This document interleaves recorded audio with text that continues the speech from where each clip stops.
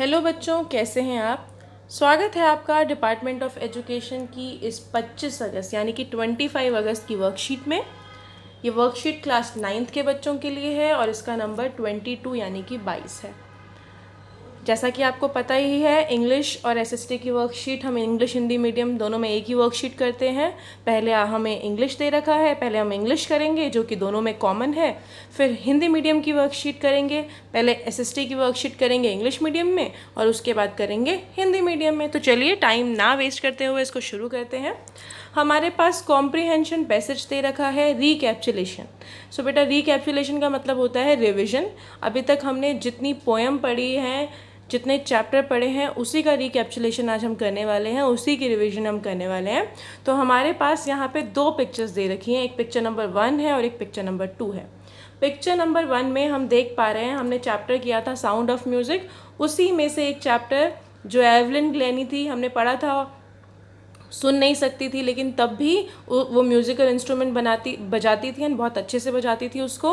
And जो second हम लोगों को पिक्चर दिख रही है वो हमने एक पोएम किया था, रॉबर्ट फॉस्ट ने एक पोएम लिखी थी द रोड नॉट टेकन। सो ये वाली जो पिक्चर है वहीं से ले रखी है कि हमने पढ़ा था two roads diverging in a yellow wood, sorry I can not travel both. ध्यान आया आपको? तो ये वाली जो पिक्चर है वो उसमें से है। तो आज हम इसी का रिकैप्चुलेशन यानी कि रिविजन करने वाले हैं। तो चलिए टाइम नहीं वेस्ट करते और शुरू करते हैं। Look at pic 1 and answer the following question. आपको बोला है पिक्चर नंबर 1 यानी कि इस वाली पिक्चर में देखिए और फिर आंसर करिए। Who is the lady in pic 1? कौन है भाई? कौन है? हमें पता है, हमें कुछ और देखने की ज़रूरत ही नहीं है। एवलिन ग्लेनी हम लोगों ने पढ़ा है, तो ये पिक्चर में है एवलिन ग्लेनी। हमने पढ़ा है कि इनको कुछ सुनाई नहीं देता था, इनका जो हेयरिंग था वो धीरे धीरे क्या हो गया था, कम हो गया था। एंड इस तरीके से बाद में उन्होंने कैसे सेंसेशन से अपनी बॉडी के बाकी ऑर्गन्स के थ्रू उन्होंने सुना और किस तरीके से उन्होंने इतनी उपलब्धियां प्राप्त करी, अचीवमेंट्स प्राप्त करी, अचीवमेंट्स गेन करी। बेटा सेकंड क्वेश्चन है what is she trying to do in pic 1? क्या कर रही हैं वो? खाना बना रही हैं, गा रही हैं, डांस कर रही हैं या कोई म्यूज़िकल इंस्ट्रूमेंट प्ले कर रही हैं? तो आपको पता है कि वो क्या कर रही हैं, प्ले कर रही हैं म्यूज़िकल इंस्ट्रूमेंट को। अगला है Evelyn is a most sought after multi dash of the world with the mastery of some 1000 instrument. बोला है कि जो एवलिन ग्लेनी थी वो मल्टी क्या थी, जिससे कि हमें पता चलता है क्यों, क्योंकि वो क्या करती थी, बहुत सारे इंस्ट्रूमेंट्स, थाउजेंड्स इंस्ट्रूमेंट बजा लेती थी। तो मिलेनियर का मतलब होता है बेटा बहुत ही ज़्यादा अमीर थी। लिंगुअल का मतलब होता है कि भाई उनको, जैसे मल्टी मिलेनियर मतलब बहुत अमीर, लिंगुअल मल्टी लिंगुअल का मतलब हो गया बहुत सारी लैंग्वेजेस आते हैं। मल्टी नेशनल करके देखो क्या है। फिर हमारे पास एक वर्ड है परकशनिस्ट। अब परकशनिस्ट का मतलब क्या होता है? वो पर्सन होता है बेटा, परकशनिस्ट उसे कहते हैं जिसको बहुत सारे इंस्ट्रूमेंट्स प्ले करने आते हैं। तो हमें पता है कि जो एवलिन ग्लेनी थी उसको बहुत सारे इंस्ट्रूमेंट्स प्ले करने आते थे। तो इस तरीके से हमने पता है कि जो एवलिन ग्लेनी थी वो क्या थी, परकशनिस्ट थी। ठीक है।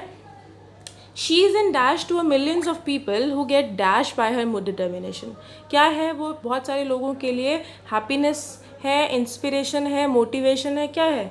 इंस्पिरेशन है। So she is inspiration for millions of people. फिर now look at pic 2 and answer the following question. Look to हमें पता है किससे ले रखी है, रोड नॉट टेकन क्या है, एक पोएम है, हमें पता है। फिर है why did the poet select the less taken road? क्यों, किस लिए लेस टेकन रोड सेलेक्ट करता है? टू मेक अ डिफरेंस करने के लिए। लॉस्ट हिज वे तो ऐसा ही नहीं कि रास्ता भूल जाता है या तो उसकी मिस्टेक भी नहीं होती, तो सिर्फ डिफरेंस क्रिएट करने के लिए कि उसकी लाइफ में कुछ डिफरेंस आए। 7th है वो the poem tells us that we should think twice before taking any dash of life. हमें क्या करना चाहिए? हमें अपनी लाइफ का कोई भी डिसीजन लेते टाइम सोचना चाहिए। Which of the following word out from diverge, divide, converge, separate? इनमें से ऑड कौन से? ऑड मतलब मैच नहीं करता। तो सेपरेट करने का मतलब होता है ना अलग अलग करना, डिवाइड करने का मतलब भी अलग अलग करना होता है, डाइवर्ज भी हमें पता है कि अलग अलग करना। तो एक कन्वर्ज करके जो वर्ड है जो इन तीनों वर्ड से मैच नहीं करता, ये बिल्कुल अलग है। तो मैंने आपका सर्कल लगा रखा है, जो आंसर है ये है, मैंने सर्कल और ये अलग कलर से मैंने टिक भी कर दिया है अगर इन केस आपको डाउट हो तो। इसके साथ हमारी आज की इंग्लिश की वर्कशीट कंप्लीट होती है। अब जैसा आपको पता ही है, पहले हम अब सोशल साइंस करेंगे इंग्लिश मीडियम में, उसके बाद करेंगे सोशल साइंस हिंदी मीडियम में। तो चलिए शुरू करते हैं। सोशल साइंस में आज हम हिस्ट्री का टॉपिक पढ़ने वाले हैं, सोशलिज्म हम पढ़ने वाले हैं। तो चलिए शुरू करते हैं। Meaning of socialism. The word socialism has been used at different places and different times by different people for different objectives and context. बोला है जो सोशलिज्म वर्ड है वो अलग अलग लोगों ने अलग अलग जगहों में अलग अलग ऑब्जेक्टिव और अलग अलग कॉन्टेक्स्ट में यूज़ किया है. Socialism explain the ownership and distribution of wealth and property. Socialism क्या दिखाता है? वेल्थ और प्रॉपर्टी का डिस्ट्रीब्यूशन को दिखाता है इन view of economic and social subject. उसको एक इकोनॉमिक या सोशल सब्जेक्ट के रूप में. तो मेन क्या है सोशलिज्म का मतलब? एक्सप्लेन करता है ओनरशिप को और डिस्ट्रीब्यूशन का. किसका? वेल्थ एंड प्रॉपर्टी का. ठीक है. आगे दिया हुआ है हमें इंपॉर्टेंट फीचर्स ऑफ सोशलिज्म. कुछ फीचर्स दे रखे हैं. पहला फीचर है socialism opposes the right based on personal property. Socialism oppose करता है कि भाई पर्सनल प्रॉपर्टी का जो भी राइट है उस पर. दूसरा, according to socialism the production and distribution should be in the hands of society and state government. बोला है सोशलिज्म के अकॉर्डिंगली जो डिस्ट्रीब्यूशन है प्रॉपर्टी प्रोडक्शन का, बेसिकली प्रोडक्शन एंड डिस्ट्रीब्यूशन है वो सरकार के हाथ में रहना चाहिए, स्टेट गवर्नमेंट के हाथ में रहना चाहिए या फिर सोसाइटी के हाथ में रहना चाहिए. दूसरा, it is against the capitalism and free trade. मतलब ऐसा है कैपिटलिज्म पे बिलीव नहीं करता ये, ना ही फ्री ट्रेड पे बिलीव करता है. फिर socialism also deals with distribution of the rights and duties of the citizen and state. हमें पता है हम लोगों को मौलिक अधिकार मिले हुए हैं, तो यहाँ पे राइट्स एंड ड्यूटीज़ को डिस्ट्रीब्यूट करने की बात करता है ये. चलिए, the coming of socialism in Europe. अब हमने यूरोप के बारे में पढ़ेंगे कि किस तरीके से यूरोप में जो यूरोप है उसमें सोशलिज्म आया, सोशलिज्म की वजह से क्या प्रॉब्लम, मतलब किस तरीके से क्या था बेसिकली वहाँ पे. The spread of ideals of French revolution like equality, fraternity and justice in Europe. अब यूरोप में किस तरीके से आया सोशलिज्म? वहाँ पे धीरे धीरे फ्रेंच रेवोल्यूशन के साथ ही आइडिया इक्वालिटी का मतलब होता है समानता, फ्रेटर्निटी और जस्टिस न्याय की बात होने लगी suddenly, all of a sudden. The weakening of the nobility and rise of new nation. हमने पढ़ा था कि भाई लिबरल्स रेडिकल्स में डिवाइड पढ़ा होगा आप लोगों ने. अब अगर नहीं पढ़ा तो आप चैप्टर रीड कर सकते हैं उसमें, कि जो वहाँ था हम पढ़ते हैं जब हमारी फ्रेंच रेवोल्यूशन हुआ था उससे पहले जो सोसाइटी थी वो अलग अलग पार्ट्स में डिवाइडेड थी, अलग अलग पार्ट्स में डिवाइडेड थी. तो इस वजह से क्या होता था, बहुत ज़्यादा डिस्पैरिटीज़ थी. आगे द वीकनिंग ऑफ नोबैलिटी. धीरे धीरे क्या हो गया, नोबैलिटी वीक होने लग गई और नेशन की तरफ ऊपर बढ़ने लगे. Due to the international revolution huge change in the condition and number of labour which increase the class struggle in the capitalist. फिर क्या बोला, इंडस्ट्रियल रेवोल्यूशन आया बेटा, बहुत सारी कंडीशंस चेंज हुई लेबर्स की. जो क्लास है वो भी, जो कैपिटलिस्ट की क्लास है, जो उनका स्ट्रगल है वो भी धीरे धीरे चेंज होने लगा. The rise of trade and middle class with the new discoveries in science and development of the means of development. अब जो मिडिल क्लास है बेटा वो भी राइज, जो ट्रेड है वो बढ़ने लगा, व्यापार बढ़ने लगा. कैसे व्यापार बढ़ने लगा? मीन्स ऑफ ट्रांसपोर्ट बढ़ने लग गया धीरे धीरे.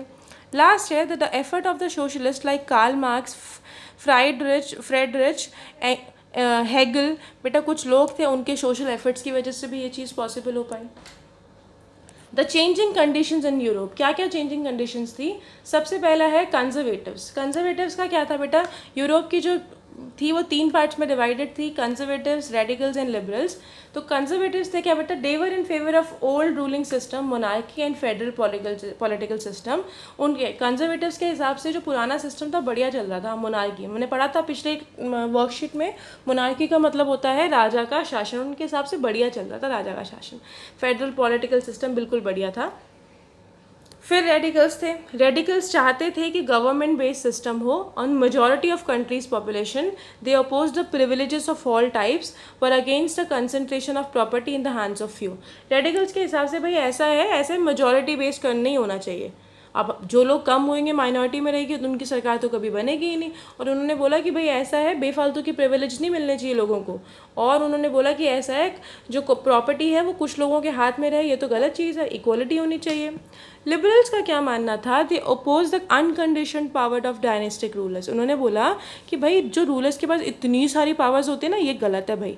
दे wanted the rule establish by a well trained and independent judiciary. उनके हिसाब से न्याय के लिए जुडिशरी होनी चाहिए और जो बिल्कुल इंडिपेंडेंट होनी चाहिए, जैसे इंडिया में अभी है, ठीक है, और ट्रेंड होनी चाहिए. They were in favour of the rule which is controlled by the constitution instead of religion. उन्होंने बोला कि ऐसा रूल आना चाहिए जो कॉन्स्टिट्यूशन जिसको चलाए रिलीजन के बेसिस पे नहीं होना चाहिए. तो ये हमने पढ़ा The formation of Paris Commune, which was the first huge organization of laborers and workers, फिर ये हुआ कि भाई क्या हुआ वहाँ पे पेरिस कम्यून का फॉर्मेशन हुआ जो कि पहली ऑर्गेनाइजेशन थी लेबर की और वर्कर्स की. Social and political clubs were formed at places where hot debates and discussions were exchanged. Political और सोशल क्लब्स बनने लग गए जहाँ पे लोग इकट्ठे होते थे और वहाँ पे डिबेट्स होती थी, डिस्कशंस होती थी अलग अलग टॉपिक्स के ऊपर. Now women started participating in public life at a large number. और धीरे धीरे जिस तरीके से भाई जो लिबरल्स थे उनकी सोच जिस तरीके से आगे आई और जो औरतें थी उन्होंने भी पार्टिसिपेट करना स्टार्ट किया. पहले तो औरतें घरों में रहती थी, नहीं अलाउ किया जाता था, बट धीरे धीरे they also started participating in different public life in large numbers. So now we'll be doing question answers. हम लोग को कुछ क्वेश्चंस दे रखे हैं, अभी हम उनके आंसर्स करेंगे. तो चलिए टाइम नहीं वेस्ट करते. क्वेश्चन नंबर 1 है which issues are discussed in socialism. कह रहे हैं सोशलिज्म में कौन से इशूज़ को डिस्कस कर रखा है. तो बेटा socialism explain the ownership and distribution of wealth and property in view of economic and social subject. तो ये आपका फर्स्ट का आंसर है. आंसर नंबर 1 है आपका ये, इसे नोट डाउन कर लीजिए. Socialism explains the ownership and distribution of wealth and property in view of economic and social subject. नहीं किया तो पॉज कर लीजिए और पॉज करके नोट डाउन कर लीजिए. चलिए आगे करेंगे हम. What are the thoughts of socialism on wealth and means of production. बोला है जो सोशलिज्म है उसके थॉट्स क्या हैं wealth of and means of production के ऊपर. तो socialism opposes the right based on personal property. और दूसरा ये लिखिएगा according to socialism the production and distribution should be in hands of society और स्टेट यानी कि गवर्नमेंट. तो ये आपका है बेटा आंसर नंबर 2. पहला पॉइंट ये लिखेंगे आप और दूसरा पॉइंट ये लिखेंगे. रीड करिए दोबारा से. Socialism oppose the right based on personal property and उसके बाद according to socialism the production and distribution should be in hands of society और स्टेट. 2 पॉइंट्स लिखे हैं मैंने. पहला पॉइंट ये है और दूसरा पॉइंट ये. चलिए आप पॉज करके भी नोट डाउन कर सकते हैं.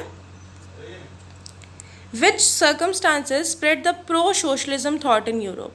कौन कौन सी जो सर्कमस्टांसेस थी जिससे क्या हुआ प्रो सोशलिज्म आया यूरोप के अंदर. तो जैसा कि हमने पढ़ा ही था ये सारी की सारी जो कंडीशंस थी इनकी वजह से क्या आया यूरोप में ये आया. तो ये पॉइंट्स हैं. First point, second point, third point, fourth point and fifth point. ये मैं आपको एक्सप्लेन भी कर चुकी हूँ. द स्प्रेड ऑफ ये है आपका answer number 3. The spread of ideals of French Revolution like equality, fraternity and justice in Europe. Second point, the weakening of the nobility and the rise of new nation. Third point, due to the Industrial Revolution, huge change in condition and number of laborers which increased the class struggle with capitalists. Then next, the rise of trade and middle class with the new discoveries of science and development of the means of transport. And last point है बेटा, the effect of socialists like Karl Marx, Friedrich and pause करके भी note down कर सकते हैं आप. Next है how are the radicals and liberals different in thoughts. किस तरीके से जो रेडिकल्स है और जो लिबरल्स है उनके थॉट्स अलग थे. तो ये रहा आपका आंसर. ये रहा रेडिकल्स और ये रहा लिबरल्स. ऐसी लाइन डाल के लिख सकते हैं आप. रेडिकल्स का लिखा है they wanted the government based on majority of the country's population. उसके बाद they oppose the privilege of all types were against the concentration of property in the hands of few. And liberals के accordingly they oppose the uncondition powers of dynastic ruler. They wanted the rule established by a well trained and independent judiciary. They were in favor of rule which is controlled by the constitution instead of religion. जल्दी से note down कर लीजिए इसको.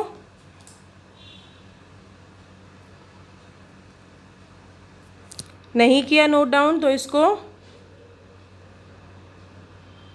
Pause करके कर सकते हैं आप. चलिए अगला क्वेश्चन है What are the reasons of caste struggle between laborers, capitalists according to you? बोला है जो लेबर और कैपिटलिस्ट थे उनके बीच में जो क्लास का स्ट्रगल था वो क्यों था, कैसा स्ट्रगल था. इसका आंसर यहाँ लिखा है, the reason for class struggle between labours capitalist in the is unequal. अब क्या था, ये क्या था, क्या स्ट्रगल क्या था उसके बीच में? Unequal ownership and distribution of wealth, property and means of production amongst the two classes. बोला है जो ये दोनों क्लासेस थे यहाँ पे अनइक्वल डिस्ट्रीब्यूशन था वेल्थ का, प्रॉपर्टी का, मीन्स ऑफ प्रोडक्शन का, और इसी की वजह से क्या होते थे, क्लास का स्ट्रगल होता था। तो आप इसको पॉज करके भी नोट डाउन कर सकते हैं, जल्दी से नोट डाउन कर लीजिए।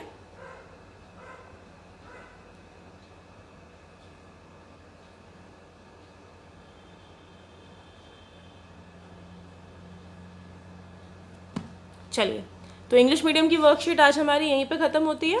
इंग्लिश मीडियम में हमारे पास कितने, 5 ही क्वेश्चंस थे। So we have completed all our 5 questions. First we have done English वाली वर्कशीट एंड सेकेंडली हमने ये वाली वर्कशीट करी है। अगर इंग्लिश मीडियम वाले अगर आपको और समझना है तो आगे चलिए, नहीं तो हिंदी मीडियम वाले तो चलेंगे ही चलेंगे। तो चलिए, हिंदी मीडियम में बोलते हैं सोशलिज्म को समाजवाद। समाजवाद पढ़ने वाले हैं हम। समाजवाद का अर्थ है इस शब्द का प्रयोग अलग अलग समय, स्थान और लोगों द्वारा अलग अलग उद्देश्य और संदर्भ में किया जा रहा है। समाजवाद आर्थिक सामाजिक विषयों पर विचार करते हुए धन संपत्ति के स्वामित्व और उसके वितरण को समझाता है। आपको हमने पहले भी पढ़ लिया कि समाजवाद क्या है। समाजवाद को अलग अलग जगहों पे अलग अलग लोगों द्वारा अलग अलग तरीके से एक्सप्लेन किया जाता है। बेसिकली समाजवाद का मतलब क्या होता है कि जो आर्थिक और सामाजिक विषय है बेटा, धन संपत्ति का स्वामित्व, उसका वितरण, इसके बारे में हमें ज़्यादा बताता है। समाजवाद की कुछ मुख्य विशेषताएं होती हैं। पहली विशेषता है समाजवाद निजी संपत्ति पर आधारित अधिकारों का विरोध करता है। समाजवाद कहते हैं कि ऐसा है, निजी संपत्ति पर आधारित कोई नहीं, अगर मेरे पास प्रॉपर्टी तो मैं मतलब बहुत ज़्यादा पावरफुल हूँ, ऐसा नहीं हो सकता। यह पूंजी और मुक्त व्यापार के खिलाफ है। ये ऐसा नहीं कि पूंजीवाद पैसा है तो खुला व्यापार करो, इस तरीके से भी नहीं। भाई गरीबों के बारे में भी तो सोचना है। इसके अनुसार उत्पादन और वितरण समाज का राज्य के हाथ, सरकार के हाथ में होना चाहिए। तो समाजवाद के अनुसार बेटा ऐसा है, उत्पादन और जो उसका वितरण है, डिस्ट्रीब्यूशन है, वो किसके हाथ में होना चाहिए? या तो समाज के हाथ में दे दो या तो फिर सरकार के हाथ में दे दो। समाजवाद में राज्य और नागरिकों के कर्तव्य व अधिकारों के वितरण पर भी विचार किया गया। उसमें बोला गया कि भाई नागरिकों का कर्तव्य क्या है, उनका अधिकार क्या है और किस तरीके से उसको दिया जाएगा। अब यूरोप में बात की गई थी, यूरोप में किस तरीके से समाजवाद आया, कौन सी परिस्थितियों में आया?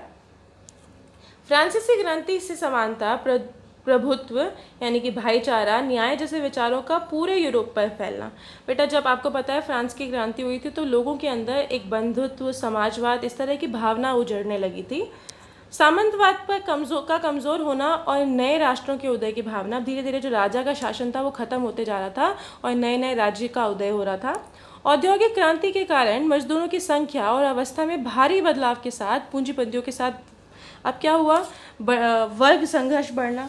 औद्योगिक क्रांति आई तो उसके बाद जो मजदूर है बेटा, उसकी संख्या और उनकी अवस्था में चेंजेस आने लग गए।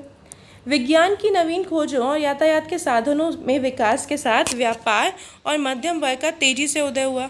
अब भाई मीन्स ऑफ ट्रांसपोर्टेशन यानी कि जो यातायात के साधन है उनका विकास आया तो धीरे धीरे व्यापार बढ़ने लग गया।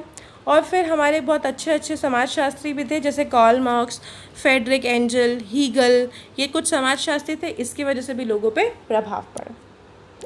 अब यूरोप में बदलते हुए हालातों के बारे में बोल रखा है।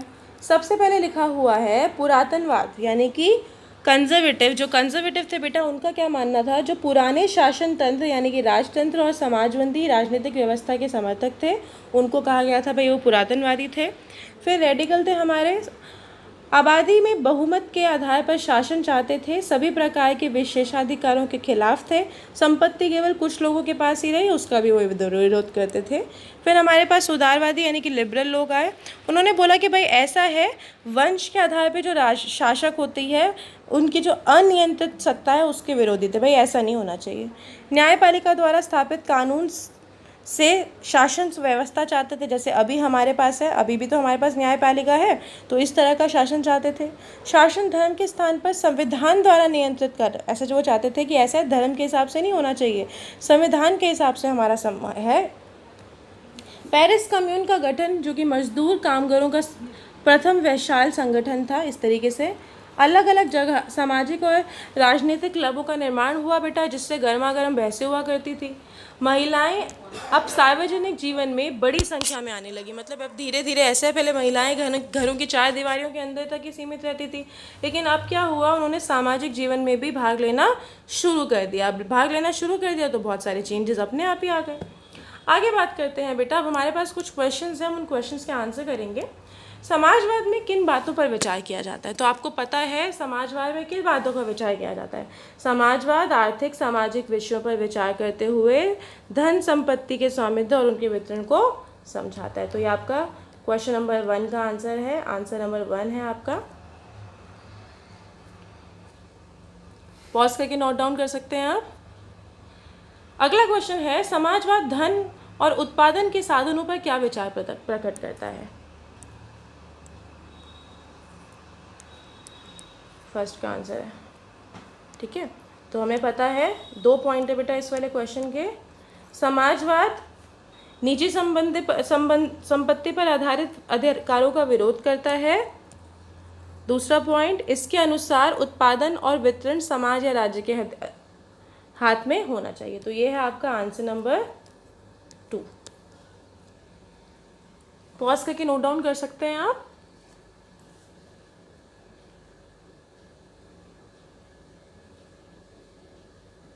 चलिए आगे करते हैं थर्ड क्वेश्चन। तीसरा प्रश्न है, यूरोप में किन किन परिस्थितियों के कारण समाजवाद समर्थक विचार फैला? तो हमें पता है, ये हमने पढ़ भी लिया है कि ये परिस्थितियां थी जिनके कारण क्या हुआ, वहाँ पे जो लोग हैं, लोगों की आंखें खुली और उन्हें लगा कि भाई ऐसा है, समाजवाद आना बहुत ही ज़्यादा ज़रूरी है। तो 5 पॉइंट हैं, 1 2 3 4 5। फ्रांसीसी क्रांति से समानता, बंधुत्व, न्याय जैसे विचारों का पूरे यूरोप में फैलना। फिर दूसरा पॉइंट, सामंतवाद का कमज़ोर होना और नए राष्ट्रों के उदय की भावना। तीसरा पॉइंट, औद्योगिक क्रांति के कारण मजदूरों की संख्या और अवस्था में भारी बदलाव के साथ पूंजीपतियों के साथ वर्ग संघर्ष बढ़ना। तीसरा पॉइंट, विज्ञान की नवीन खोजों और यातायात के साधनों में विकास के साथ व्यापार और मध्यम वर्ग का तेजी से उदय होना। और 5वां पॉइंट है, Karl Marx, Friedrich Engels, Hegel जैसे समाजशास्त्रियों का प्रभाव। अगला है रेडिकल, आमूल परिवर्तनवादी और लिबरल यानी कि उदारवादी विचारधारा के से किस तरह अलग थी। तो आपको क्या करना है, दोनों में अंतर स्पष्ट करना है, डिफरेंस बताना है। तो ये है दोनों का, ये रेडिकल का है और ये उदारवादी का है। आपको पता है रेडिकल, ये है आपका 4th क्वेश्चन का आंसर। आबादी से बहुमत के आधार पर शासन चाहते थे और ये वंश आधारित शासनों को अनियंत्रित सत्ता के विरोधी थे। सभी प्रकार के विशेषाधिकार के खिलाफ थे। संपत्ति केवल कुछ लोगों के पास ही रहे, इसका विरोध करते थे। वंश आधारित, लिबरल्स क्या कहते थे हमें, वंश आधारित शासकों की अनियंत्रित सत्ता के विरोधी थे। न्यायपालिका द्वारा स्थापित कानूनों से शासन व्यवस्था चाहते थे और शासन धर्म के स्थान पर सामाजिक संविधान द्वारा नियंत्रित करने के समर्थक थे। 5वां बेटा, आपको मजदूरों और पूंजीपतियों के बीच संघर्ष में क्या क्या लगता है, क्या कारण लगता है, संक्षेप में लिखिए। तो आपको बताना है कि जो मजदूर और पूंजीपति है बेटा, उनमें संघर्ष के क्या कारण थे। तो मजदूर और पूंजीपतियों के बीच वर्ग संघर्ष का कारण 2 वर्गों के बीच की संपत्ति और उत्पादन के साधनों का असमान स्वामित्व और वितरण था। तो ये आपका 5वें प्रश्न का आंसर है। जल्दी से नोट डाउन कर लीजिए इसको।